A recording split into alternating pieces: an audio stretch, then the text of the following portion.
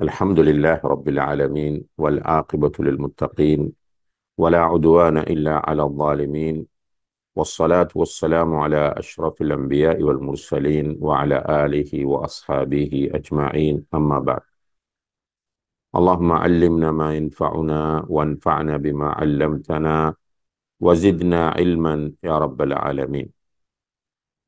கணியத்திற்குரிய சகோதர சகோதரிகளே, அல்லாஹுடைய உதவியால் அவனுடைய மார்க்கத்தை நாமும் அறிந்து கொள்ள வேண்டும், மற்றவர்களுக்கும் அதற்கான வாய்ப்பை ஏற்படுத்தி கொடுக்க வேண்டும் என்கிற ஒரு தூய்மையான நோக்கத்தில் இந்த தொடர் கல்வி வகுப்பு ஏற்பாடு செய்யப்பட்டிருக்கிறது.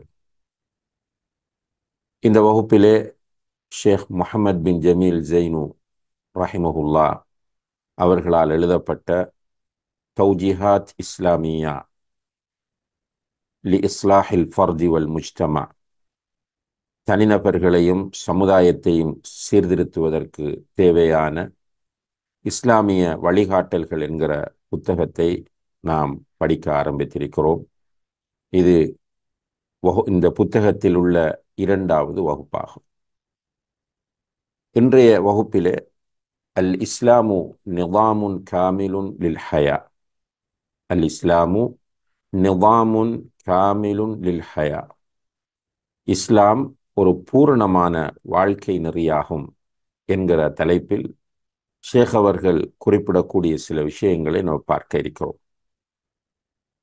பொதுவாக இஸ்லாத்தை பொறுத்தவரையில் அல்லாஹ்விடத்தில் அங்கீகரிக்கப்பட்ட ஒரே மார்க்கம் இஸ்லாம் என்பது நம்முடைய அசைக்க முடியாத நம்பிக்கையாகும். அல்லாஹு தஆலா அல் குர்ஆனில் இது பற்றி மிக தெளிவாகவே சொல்லுகிறான். இன்ன தீன இந்தல்லாஹில் இஸ்லாம், அல்லாஹ்விடத்தில் ஏற்றுக்கொள்ளப்பட்ட மார்க்கம் இஸ்லாம். வமன் யப்தகி கைரல் இஸ்லாமி தீனன் ஃபலன் யுக்பல மின், இஸ்லாம் அல்லாத ஒரு தீனை, ஒரு வாழ்க்கை முறையை, ஒரு சமயத்தை ஒருவர் தேர்வு செய்வாராக இருந்தால் அவரிடமிருந்து அது ஏற்றுக்கொள்ளப்படவே மாட்டாது. வரதீது லக்குமுல் இஸ்லாம தீனா, இஸ்லாமை உங்களுக்கு மார்க்கமாக பொருந்தி கொண்டேன் என்றெல்லாம் அல்லாஹு தஆலா குர்ஆனிலே சொல்வதிலிருந்து முஸ்லிம்களாகிய நம்முடைய அசைக்க முடியாத மிக உறுதியான நம்பிக்கை அல்லாஹ்விடத்தில் அங்கீகரிக்கப்பட்ட ஒரே தீன் இஸ்லாம் மட்டும்தான் என்பது அல்ஹம்துலில்லாஹ். அதற்கான சான்றுகளும் நியாயங்களும் இஸ்லாத்திலே காணப்படுகின்றன. இருந்தாலும் கூட இந்த உலகத்தில் கூடுதலாக மக்களால் விமர்சிக்கப்படக்கூடிய ஒரு மார்க்கமாக இன்று இஸ்லாம் மாறியிருக்கிறது. அதே நேரத்தில் அதிகமாக தேடப்படக்கூடிய ஒரு மார்க்கமாகவும் இஸ்லாம் காணப்படுகிறது. அவ்வாறே மிக அதிகமாக தவறாக புரியப்பட்ட ஒரு மார்க்கமாகவும் இஸ்லாம் தான் காணப்படுகிறது. முஸ்லிம் அல்லாதவர்கள் பலர் இஸ்லாத்தை பற்றி தவறான பல புரிதல்களோடு இருக்கிறார்கள். அதே நேரத்தில் கவலையான வேதனையான விஷயம், முஸ்லிம்களில் பலரும் இஸ்லாம் பற்றிய தெளிவில்லாமலும் சரியான புரிதல் இல்லாமலும் இருக்கிறார்கள். இந்த இரண்டு நிலைக்கும் காரணம், அன்புள்ள சகோதர சகோதரிகளே, இஸ்லாம் பற்றிய அறிவு போதிய அளவு மக்களிடத்தில் இல்லை என்பதுதான். இஸ்லாத்தை ஒரு சாரார் வெறுமனே கண்மூடித்தனமாக காழ்ப்புணர்வு கொண்டு பொறாமை கொண்டு விமர்சிக்கிறார்கள். இன்னும் ஒரு பக்கம் முஸ்லிம்கள் குருடன் யானை பார்த்தது போல என்று சொல்வது போல இஸ்லாத்தில் ஒரு சில பகுதிகளை மாத்திரம் அறிந்து கொண்டு அல்லது செய்து கொண்டு அதுதான் இஸ்லாம் என்று நினைத்து கொண்டும் வாதாடி கொண்டும் இருக்கிறார்கள். உண்மையிலேயே இஸ்லாம் என்பது அல்லாஹுடைய வேதமாகிய அல் குர்ஆனும் நபிகள் நாயகம் ஸல்லல்லாஹு அலைஹி வஸல்லம் அவர்களுடைய வாழ்க்கை வழியாகிய ஹதீஸ் சுன்னாவும் தான் இஸ்லாம் ஆகும். சுன்னாவிலும் ஹதீஸிலும் ஹதீஸ் என்று வருகிற எல்லாமே ஹதீஸாக மாட்டாது என்பதையும் நாம் கவனத்திலே பதிவு செய்து கொள்ள கடமைப்பட்டிருக்கிறோம். குர்ஆன் என்பது அல்ஹம்துலில்லாஹ் சூரத்துல் ஃபாத்திஹாவிலிருந்து ஆரம்பித்து சூரத்துன் நாஸிலே முடிவடைகிற வரைக்கும் பிஸ்மில்லாஹிர் ரஹ்மானிர் ரஹீம் என்று ஆரம்பித்து மினல் ஜின்னதி வன் நாஸ் என்று முடிவடைகிற வரைக்கும் அல்லாஹுடைய வார்த்தைகளாக அவை காணப்படுகின்றன. அதிலே எந்த விதமான கருத்து வேறுபாடுகளும் கிடையாது. அதே நேரத்தில் நபி ஸல்லல்லாஹு அலைஹி வஸல்லம் அவர்கள் கூறினார்கள், நபி அவர்கள் செய்தார்கள், நபி அவர்கள் அங்கீகரித்தார்கள் என்று வரக்கூடிய எல்லாமே ஹதீஸாக கொள்ளப்படுவதில்லை. எவைகளெல்லாம் ஹதீஸ்களுக்குரிய விதிகளுக்கு உட்பட்டு இமாம்களால், ஹதீஸ்கலை அறிஞர்களால் இதுதான் ஹதீஸ், இதுதான் ஆதாரபூர்வமான சஹீஹான ஹதீஸ் என்று அடையாளப்படுத்தப்படுகிறதோ அவை மட்டுமே ஹதீஸ்களாகும். இந்த இரண்டும் தான் இஸ்லாம் ஆகும். இஸ்லாம் சடங்கு சம்பிரதாயங்களின் தொகுப்போ, அதாவது சில சடங்குகளையும் சில சம்பிரதாயங்களையும் கொண்ட ஒரு மதமோ சமயமோ கிடையாது, அல்லது மூட நம்பிக்கைகளின் தொகுப்போ கிடையாது. வஹீன் அடிப்படையில் கட்டியெழுப்பப்பட்ட ஒரே மார்க்கம், அல்லாஹ்விடத்தில் பாதுகாக்கப்பட்டிருக்கிற ஒரே மார்க்கம், உலகம் அழியும் வரைக்கும் பாதுகாக்கப்பட போகிற ஒரே மார்க்கம் இஸ்லாம் மட்டும்தான் என்பதில் முஸ்லிம்களாகிய நாம் எல்லோரும் மிக தெளிவோடும் கவனமாகவும் உறுதியோடும் இருக்க வேண்டும் என்பதை முதலில் இங்கே பதிவு செய்து கொள்ள விரும்புகிறோம். அன்புள்ள சகோதர சகோதரிகளே, இஸ்லாம் நாம் சொன்னது போல ஒரு மனிதனுடைய வாழ்க்கையில் அல்லது பொதுவாக உலக வாழ்க்கையில் ஒரு பகுதியை மட்டும் பேசக்கூடிய ஒன்றல்ல. மாறாக உலகத்திற்கு தேவையான அனைத்தையும் இஸ்லாம் பேசுகிறது, அனைத்துக்கும் இஸ்லாம் வழிகாட்டுகிறது. இதைத்தான் ஷேக் அவர்கள் தன்னுடைய முதலாவது குறிப்பிலே சொல்லுகிறார்கள். இன்னல் இஸ்லாம யுனظிமுல் ஹயாத்தல் பஷரியா في مختلف ميادينها الاقتصادية والسياسية والثقافية والاجتماعية كما يرسم لها الطريق الصحيح لحل مشاكلها. அதாவது இஸ்லாம் மனித வாழ்க்கையின் அனைத்து துறைகளிலும் தலையிட்டு அவற்றை ஒழுங்குபடுத்துகிறது. சுப்ஹானல்லாஹ். பொருளாதாரத்தை ஒழுங்குபடுத்துகிறது, அரசியலை ஒழுங்குபடுத்துகிறது, கல்வியை ஒழுங்குபடுத்துகிறது, சமூக வாழ்வை ஒழுங்குபடுத்துகிறது. அதுபோல இவற்றிலுள்ள அனைத்து பிரச்சனைகளுக்குமான தீர்வுகளை அழகாக வழங்குகிற ஒரு மார்க்கமாக இஸ்லாம் காணப்படுகிறது. வெறுமனே இன்று சில முஸ்லிம்கள் நினைப்பது போல தொழுதுவிட்டு சுவர்க்கம் போகலாம், அல்லது உம்ராவுக்கு போய் வந்து சுவர்க்கம் போகலாம், அல்லது ஹஜ் செய்து விட்டால் சுவர்க்கம் போகலாம், அல்லது ஒரு சில கிரிகைகளை, ஒரு சில இபாதத்துக்களை நிறைவேற்றுவதன் மூலம் சுவர்க்கம் போய்விடலாம் என்று நினைப்பது தவறாகும். இப்படி நினைக்கிற காரணத்தினால்தான் அன்புள்ள சகோதர சகோதரிகளே, சிலர் மாஷா அல்லாஹ் ஹஜ் செய்திருக்கிறார்கள், ஹஜ்ஜிக்கு போய் வருகிறார்கள், ஆனால் அவர்களுடைய குடும்ப வாழ்க்கையில் குர்ஆன் ஹதீஸ் இல்லை. அவர்களுடைய குடும்ப வாழ்க்கை என்றால் கணவன் மனைவியோடு நடக்கிற முறை, அல்லது மனைவி கணவனோடு நடக்கிற முறை, இரண்டு பேரும் பிள்ளைகளோடு நடக்கிற முறை, ஏனைய உறவினர்களோடு நடக்கக்கூடிய முறை என்று பார்க்கிற போது அங்கே இஸ்லாம் இருப்பதில்லை. ஹஜ்ஜிக்கு போய் வருவார், தாயோடு பேசுவதில்லை, தந்தையோடு பகைமையாக இருக்கிறார், உடன் பிறந்தவர்களை பகைத்து கொண்டிருக்கிறார், உடன் பிறந்தவர்களுக்கு அநீதி இழைத்துக் கொண்டிருக்கிறார், அண்டை வீட்டாருக்கு தொல்லை கொடுத்து கொண்டிருக்கிறார், வியாபாரத்தில் பொய் சொல்லுகிறார், ஏமாற்றுகிறார், மோசடி செய்கிறார்,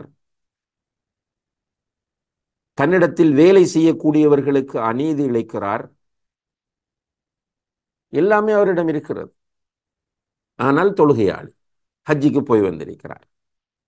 இவருடைய எண்ணம் என்னவென்றால், இதன் மூலம் நான் சுவர்க்கத்தை அடைந்து கொள்ளலாம் என்று நினைக்கிறார். நிச்சயமாக முடியாது. இஸ்லாம் எப்படி இபாதத்துக்கள் பற்றி பேசுகிறதோ, அதே போல பொருளாதாரம் பற்றிய தெளிவான வழிகாட்டல்களை நமக்கு தருகிறது. அரசியல் என்று வந்தால் குர்ஆனையும் ஹதீஸையும் தூக்கி எறிந்துவிட்டு மனம் போன போக்கில் அரசியல் செய்ய முடியாது. ஒரு முஸ்லிம் ஒரு சிறுபான்மை சமூகத்தில் வாழ்ந்தாலும் சரி, அதிகமான முஸ்லிம்கள் வாழக்கூடிய நாடுகளில் வாழ்ந்தாலும் சரி, ஓட்டு போட வேண்டிய ஒரு தேவை வருகிற போது இது பற்றி இஸ்லாம் என்ன சொல்லுகிறது என்ற ஒரு புரிதலோடும் தெளிவோடும் நடந்து கொள்ள வேண்டும். ஒரு கட்சிக்கு ஆதரவு தெரிவிப்பதாக இருந்தால் அல்லது ஒரு வேட்பாளருக்கு ஆதரவு தெரிவிப்பதாக இருந்தால் இதிலே இஸ்லாமிய வழிகாட்டல் என்ன, குர்ஆன் என்ன சொல்லுகிறது, ஹதீஸ் என்ன சொல்லுகிறது என்று தேட வேண்டும். வழிகாட்டல் இருக்கிறது இஸ்லாத்தில். அல்லாஹ் குர்ஆனிலே சொல்லும்போது மா ஃபர்ரத்னா ஃபில் கிதாபி மின் ஷை, இந்த வேதத்தில் நாம் எந்த ஒன்றையும் விட்டு வைக்கவில்லை என்று சொல்கிறார். இந்த வேதத்தை அருளிதை பற்றி சொல்லும்போது திபியானன் லிகுல்லி ஷை, எல்லாவற்றையும் தெளிவுபடுத்தக்கூடிய வேதமாக இதை நாம் ஆக்கியிருக்கிறோம் என்று அல்லாஹ் சொல்லி காட்டுகிறான். எல்லாவற்றையும் தெளிவுபடுத்துகிற வேதம். அப்படியான வேதத்தை கையிலே வைத்துக்கொண்டு தான் தோன்றித்தனமாக மனோ இச்சைப்படி பொருளாதார நடவடிக்கைகளில் ஈடுபட முடியாது. மனோ இச்சைப்படி அரசியலில் ஈடுபட முடியாது.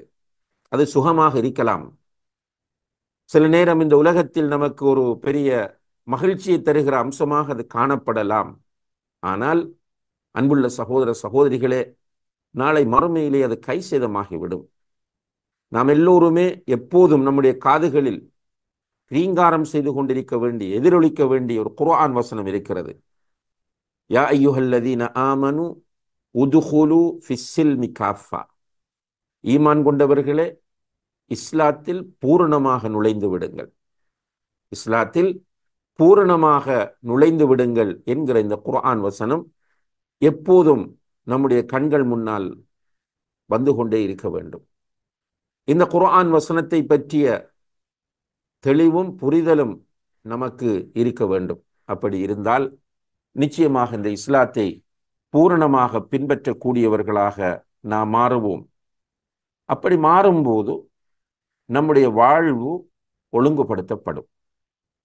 அதை இரண்டாவது பாயிண்டாக ஷேக் அவர்கள் சொல்கிறார்கள். அல் இஸ்லாம் யஸ்ஆ இலா தன்தீமில் ஹயா லில் இன்சான், மனிதனுடைய வாழ்க்கையை ஒழுங்குபடுத்தி தருவதற்கு இஸ்லாம் முயற்சி செய்கிறது, விளைகிறது. அன்புள்ள சகோதர சகோதரிகளே, இஸ்லாம் இந்த உலகத்தில் நாம் மகிழ்ச்சியாக வாழ்வதற்கு தேவையான அனைத்து வழிகாட்டலையும் தந்திருக்கிறது. சுப்ஹானல்லாஹ், நம்ம தான் ஃபெயிலியர். இன்றைக்கு சுப்ஹானல்லாஹ் நம்ம பார்த்து வேதனைப்பட வேண்டிய ஒரு விஷயம், உலக வாழ்க்கையில் மன அழுத்தங்களுக்கு உள்ளாகி மனநோயாளிகளாக மாறி ஸ்ட்ரெஸ் என்றும் டிப்ரெஷன் என்றும் மனக்குழப்பங்களுக்கு உள்ளாகி கடைசியிலே முஸ்லிம் அல்லாதவர்களிடத்தில் போய் ஆறுதலை கேட்கிற நிலையில் நம்முடைய சமூகம் ஒரு திவாலான, பேங்க்ரப்டான, வங்குரோத்தான ஒரு சமுதாயமாக ஆகி கொண்டிருப்பது இங்கே நாம் சிந்திக்க வேண்டிய ஒன்றாக இருந்து கொண்டிருக்கிறது. கையிலே வெண்ணெயை வைத்துக் கொண்டு நெய்க்கு அலைப்பவர்கள் என்று சொல்வார்கள். வீட்டில் வெண்ணெய் இருக்கிறது, ஆனால் அதிலிருந்து நெய்யை எடுக்க தெரியாமல் வேறு இடங்களில் போய் நெய் தேடுபவர்கள். இவர்கள் உண்மையிலேயே முட்டாள்கள், அறிவிலிகள், நஷ்டவாளிகள். இந்த நிலையில் முஸ்லிம் சமுதாயத்தில் நிறைய பேர் இருக்கிறார்கள். இஸ்லாம் நாம் பிறந்தது முதல் மரணிக்கும் வரைக்கும், நாம் காலையில் எழுந்ததிலிருந்து இரவு தூங்கச் செல்லும் வரைக்கும், அடுப்படியிலிருந்து ஆட்சி கட்டில் வரைக்கும் ஒவ்வொன்றுக்கும் வழிகாட்டியிருக்கிறது. அதான் 6200 சொச்சம் வசனங்கள், 7000 8000 ஹதீஸ்கள் இது மார்க்கத்திலே இருக்கின்றன. நாம் போய் எங்கே பிசினஸ் முறையை தேடுகிறோம்? நாம் போய் எங்கே அரசியல் முறைகளை தேடுகிறோம்? நாம் போய் எங்கே கல்வியை தேடுகிறோம்? சிந்திக்க வேண்டும். லேசான விஷயம் அல்ல. இந்த உலகத்தில் நபிமார்கள் வந்து இந்த தத்துவத்தை அவர்களுடைய காலத்தில் வாழ்ந்த மக்களுக்கு சொன்னார்கள், ஒரு சிலர் தான் ஏற்றுக்கொண்டார்கள். இன்று தஅவா என்பது வெறுமனே நாம் சில பகுதிகளை மட்டும் நம் மக்களுக்கு சொல்லுகிற ஒரு பணியாக மாற்றப்பட்டு கொண்டிருக்கிறது. இல்லை, இந்த மார்க்கம் ஒரு வாழ்க்கை நெறி, இது ஒரு லைஃப் ஸ்டைல், வாழ்க்கைக்கு தேவையான அனைத்து வழிகாட்டலையும் சொல்லித் தருகிறது என்று சொல்லி எல்லாம் சொல்லிக் கொடுக்க வேண்டும். இந்த மனித சமுதாயத்தை நிம்மதியாக ஆக்க வேண்டும். சரியாக வாழ்வதற்குரிய வழிகள் இந்த மார்க்கத்தில் இருக்கிறது என்றால் சொல்லித்தர வேண்டும். இன்றைக்கு நம்ம பார்க்கிறோம், சில புத்தகங்கள் எழுதுகிறார்கள். உதாரணமாக, வியாபாரம் தொடர்பாக சில புத்தகங்கள் எழுதுவார்கள்.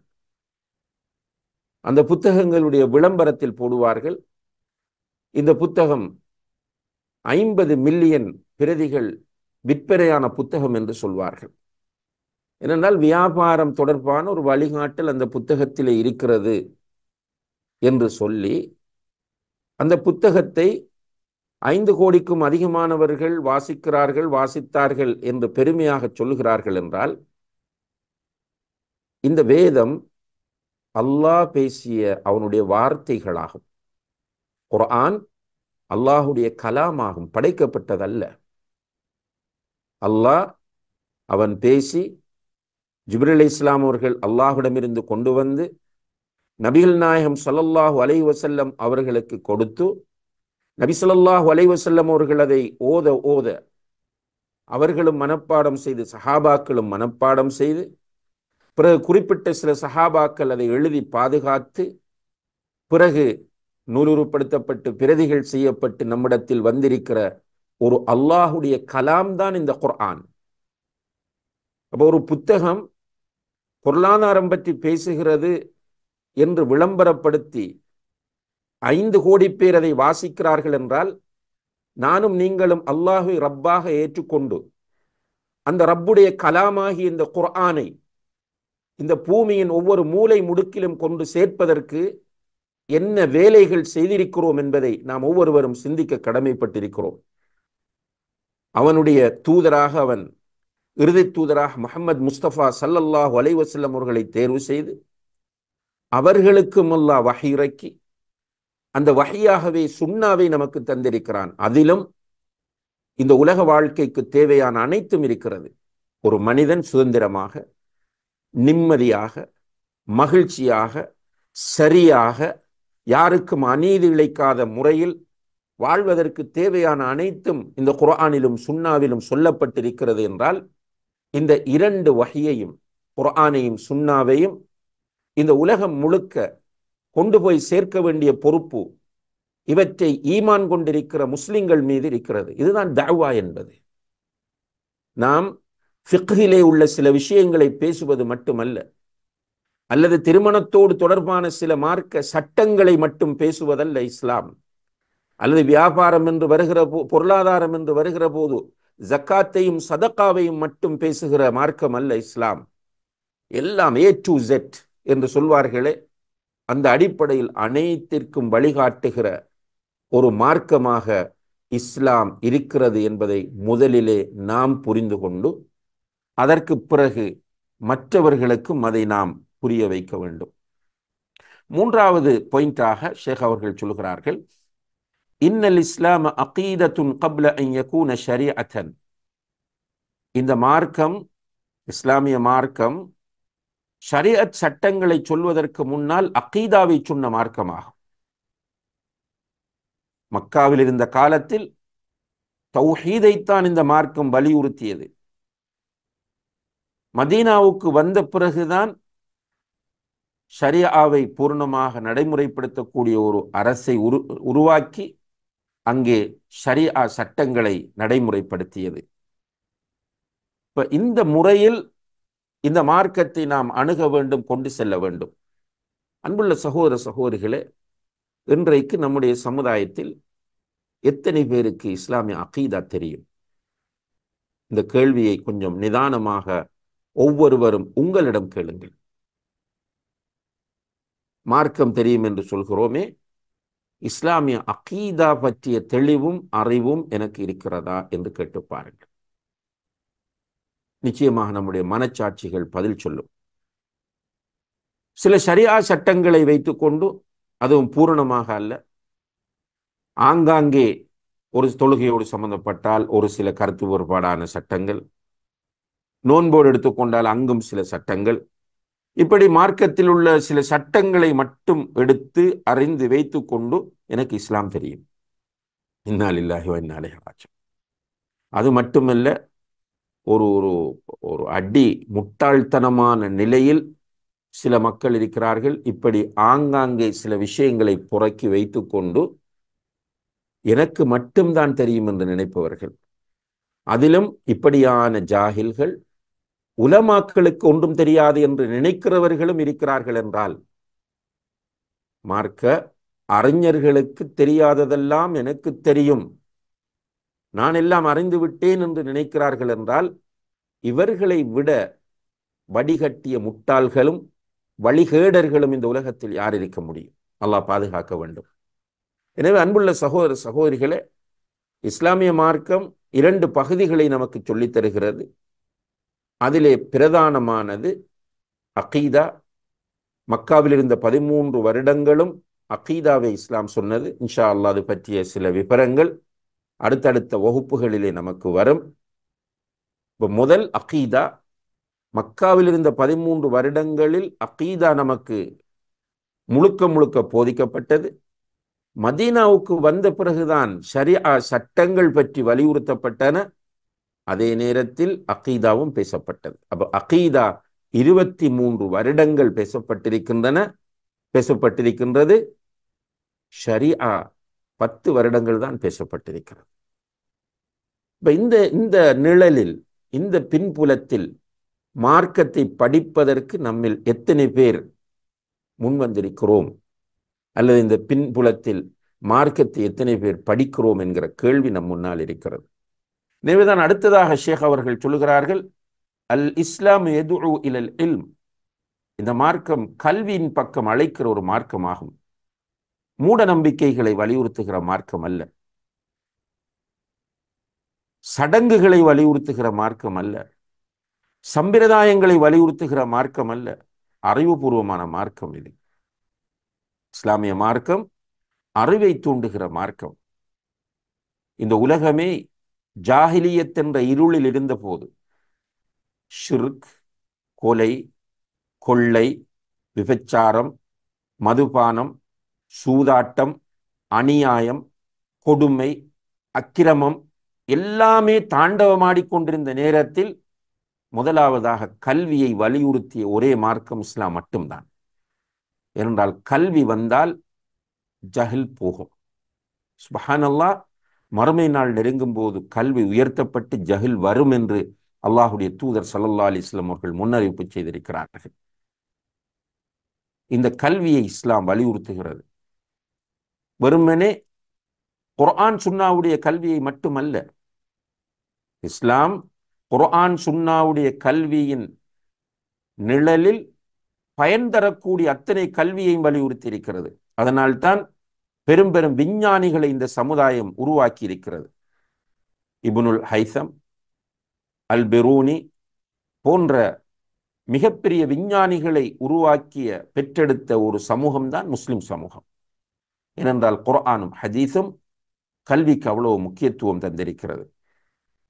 அதே போல அன்புள்ள சகோதர சகோதரிகளே, இந்த உலகத்தில் வாழ்க்கையின் அடிப்படையாக காணப்படுவது பொருளாதாரம். அல்லாஹ் குர்ஆனிலேயே சொல்லி காட்டுகிறான், கியாமன், ஒரு மனிதன் வாழ்வதற்கு பொருளாதாரம் அடிப்படை என்று குர்ஆனே சொல்லுகிறது. அதை தூக்கி எறிய முடியாது. ஆனால் அந்த பொருளாதாரத்தை ஈட்ட வேண்டும், தேட வேண்டும், அதற்கான முயற்சிகள் செய்ய வேண்டும் என்று இஸ்லாம் வலியுறுத்துகிற அதே நேரத்தில் இந்த பொருளாதாரத்தை ஹலாலான முறையில் ஈட்ட வேண்டும் என்பதையும் நமக்கு சொல்லித் தருகிறது என்பதை 5வது பாயிண்டாக ஷேக் அவர்கள் இங்கே முன்வைக்கிறார்கள். அதே போல அன்புள்ள சகோதர சகோதரிகளே, இந்த மார்க்கத்தில் சிந்தனை சுதந்திரம் இருக்கிறது, வரையறைகளோடு சிந்தனை சுதந்திரம் இருக்கிறது என்பதையும் ஷேக் அவர்கள் இங்கே சொல்லி காட்டுகிறார்கள். வெறுமனே தேக்க நிலையில் இருக்கிற ஒரு ஃப்ரீஸான சிந்தனையில் ஒரு ஒரு தேக்க நிலையுள்ள ஒரு சமூகமாக முஸ்லிம் சமுதாயம் இருக்கக்கூடாது. முஸ்லிம் சமுதாயம் சிந்திக்க வேண்டும். இதற்காகவே ஃபிக்ஹிலே இஜ்திஹாத் என்கிற ஒரு பகுதியும் நமக்கு திறந்து வைக்கப்பட்டிருக்கிறது. உலகம் அழியும் வரைக்கும் இஜ்திஹாத் என்கிற ஒரு பகுதி இந்த மார்க்கத்தில் இருக்கிறது. அதாவது அல்லாஹு தஆலா நேரடியாக இதுதான் அல்லது அல்லாஹுடைய தூதர் இதுதான் என்று தீர்ப்பு சொல்லாமல் மூடலாக சில விஷயங்களை சொல்லி, சட்ட விஷயத்தில் ஃபிக்ஹுடைய விஷயத்தில் சொல்லி அது பற்றி தேட தூண்டுகின்றான். அப்படி தேடுவது, அதிலே சரியான முடிவை அடைந்து கொள்வதற்கான முயற்சியிலே ஈடுபடுவதுதான் இஜ்திஹாத் ஆகும். அப்படி இஜ்திஹாத் செய்கிற ஒருவர் அதற்குரிய தகுதிகளோடு, எல்லோரும் இஜ்திஹாத் செய்ய முடியாது. இப்போ ஒரு ஒரு மதரசாவில் ஓதுகிறவரோ அல்லது ஒரு ஆன்லைன் கிளாஸில் ஜாயின் பண்ணக்கூடியவரோ அல்லது தர்ஜுமத்துல் குர்ஆனையும் ஹதீஸ் மொழிபெயர்ப்புகளையும் நாளாந்தம் வாசிக்கிற ஒருவரோ அல்லது பயான் பண்ணுகிற டேலண்ட் உள்ள ஒருவரோ என்று எல்லோரும் இஜ்திஹாத் செய்ய முடியாது. இஜ்திஹாத் செய்பவர்களுக்கு என்று சில தகுதிகள் இருக்கின்றன. அந்த தகுதிகளோடு உள்ளவர்கள் இஜ்திஹாத் செய்கிற போது அவர்களுடைய அறிவு துலங்குகிறது, சிந்தனை ஆற்றல் மிளிர்கிறது. இதிலே ஒருவர் சரியான முடிவை அடைந்தால் அவருக்கு 2 கூலிகளும், அந்த முயற்சியில் அவர் தவறிழைத்து விட்டால் அவருக்கு ஒரு நன்மையும் என்ற அடிப்படையில் இந்த இஜ்திஹாதை இஸ்லாம் தூண்டி சிந்தனை செய்வதையும் இஸ்லாம் வலியுறுத்தி கொண்டிருக்கிறது என்பதை ஷேக் அவர்கள் இந்த பகுதியிலே பதிவு செய்கிறார்கள். இவற்றிலிருந்து அன்புள்ள சகோதர சகோதரிகளே, அல் இஸ்லாமு நிவாமுன் காமிலுன் லில் ஹயா, இஸ்லாம் வாழ்க்கை, ஒரு பூரண வாழ்க்கை நெறி என்பதை ஷேக் முஹம்மது பின் ஜமீல் ஜெய்னு அவர்கள் தெளிவுபடுத்துகிறார்கள். அவர்கள் தெளிவுபடுத்தக்கூடிய இந்த செய்திகள் 100% உண்மையானவை. எல்லாம் வல்ல அல்லாஹு தஆலா குருடன் யானை பார்த்தது போல இந்த மார்க்கத்தை நாம் பார்க்காமல் இந்த மார்க்கத்தை ஒரு பூரண வாழ்க்கை நெறியாக பார்ப்பதற்கு நம் எல்லோருக்கும் தௌஃபீக் செய்வானாக. வஆஹிரு தஅவானா அனில் ஹம்துலில்லாஹி ரப்பில் ஆலமீன். வஸ்ஸலாமு அலைக்கும் வரஹ்மத்துல்லாஹி வபரகாத்துஹு.